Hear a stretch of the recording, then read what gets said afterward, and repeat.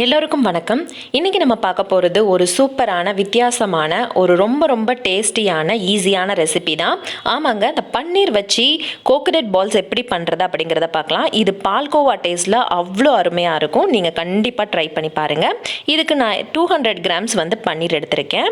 So ஒரு packet பன்னீர் எடுத்தீங்க அப்படின்னா நீங்கள் சின்ன உருண்டைகளாக போட்டிங்க அப்படின்னா 10 to 15 உருண்டை கிட்ட உங்களுக்கு கிடைக்கும். ஸோ இதை நம்ம என்ன பண்ணிக்கலாம் அப்படின்னா நல்லா மேஷ் பண்ணிக்கலாம். இதை நான் ஜாரில் போட்டு நல்லா கிரைண்ட் பண்ணி எடுத்துகிட்டு வந்துட போகிறேன். நல்ல ஒரு ஸ்மூத்தான பேஸ்ட்டாக இருக்கணும். அப்போ தான் உங்களுக்கு சாப்பிடும்போது ஒரு பால்கோவா சாப்பிட்ற ஒரு எஃபெக்ட் இருக்கும்.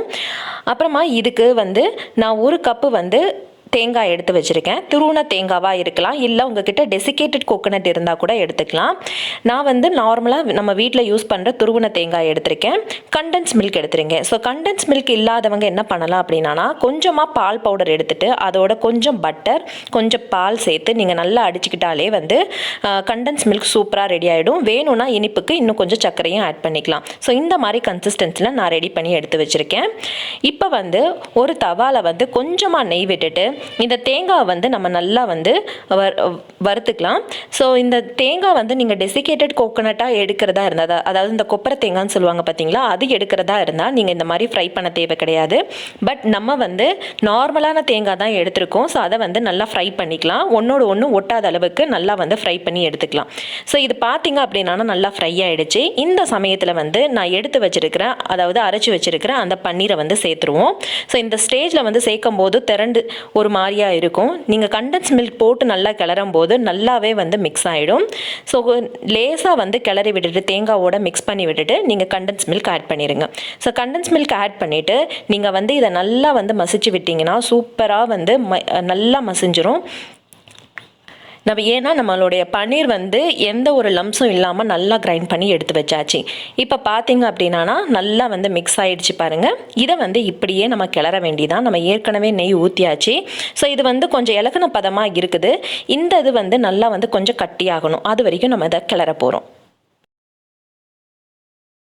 ஸோ பார்த்தீங்கன்னா பன்னீரில் நிறைய கால்சியம் இருக்குது. அப்புறம் நம்ம தேங்காய் ஆட் பண்ணியிருக்கோம், அதுலேயும் கால்சியம் நிறைய இருக்குது. ஸோ தேங்காய் ஆட் பண்ணும்போது என்ன பண்ணுங்க அப்படின்னா ஒரு 1/2 hour, அதாவது தேங்காவை உடச்சி அந்த 1/2 hourக்குள்ளே அந்த தேங்காவை யூஸ் பண்ண பாருங்கள். அது ரொம்பவே நல்லது, குழந்தைங்களுடைய எலும்பு வளர்ச்சிக்கு ரொம்ப நல்லது.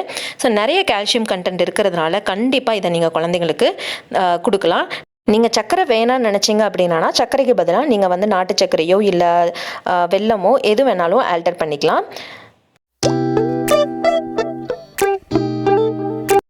இப்போ பார்த்தீங்க அப்படின்னா நம்ம ஃப்ரை பண்ணிகிட்டே இருக்கும்போது இது கொஞ்சம் கட்டியாக ஆரம்பிக்குது. இந்த ஸ்டேஜில் உங்களுக்கு தேவைன்னா ரோஸ் எசன்ஸோ இல்லை ரோஸ் சிரப்போ ஆட் பண்ணிக்கலாம். கலரும் ரொம்ப நல்லாயிருக்கும், இன்னொன்று டேஸ்ட் வைஸும் ரொம்பவே நல்லாயிருக்கும். அதுக்காக நான் இங்கே ரோஸ் சிரப் ஆட் பண்ணியிருக்கேன்.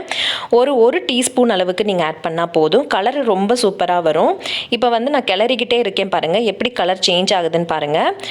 நல்ல கலர் சேஞ்ச் ஆகிடுச்சு பாருங்கள்.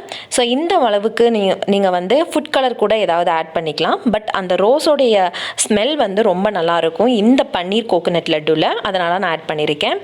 இப்போ நீங்கள் கிளறிக்கிட்டே இருங்க.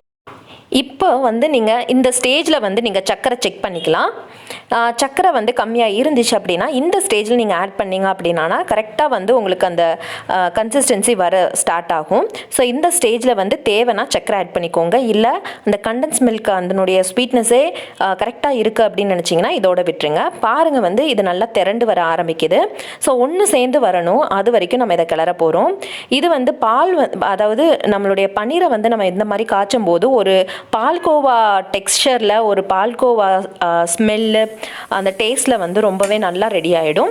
பார்த்திங்க அப்படின்னா இது ஒரு 10 நிமிஷத்துக்கு நல்லா ஆற வைக்கணும். அதனால நம்ம ஒரு பிளேட்டுக்கு நம்ம எடுத்து வச்சுக்கலாம், பிளேட்டில் எடுத்து வச்சுக்கலாம்.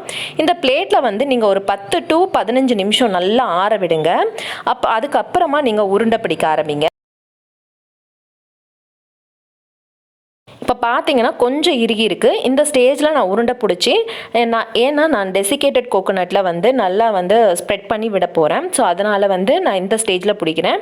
இல்லை உங்களுக்கு நீங்கள் டெசிகேட்டட் கோகோனட்டில் நீங்கள் ஸ்ப்ரெட் பண்ண போகிறது இல்லை அப்படின்னா நீங்கள் இது இன்னும் கொஞ்சம் நல்லா இறுகினதுக்கப்புறமா இந்த உருண்டைகளை பிடிக்க ஆரம்பிக்கலாம். கொஞ்சம் ஈரப்பதம் இருந்தால் தான் ஒட்டும், அதனால தான் நான் இந்த ஸ்டேஜில் பிடிக்கிறேன்.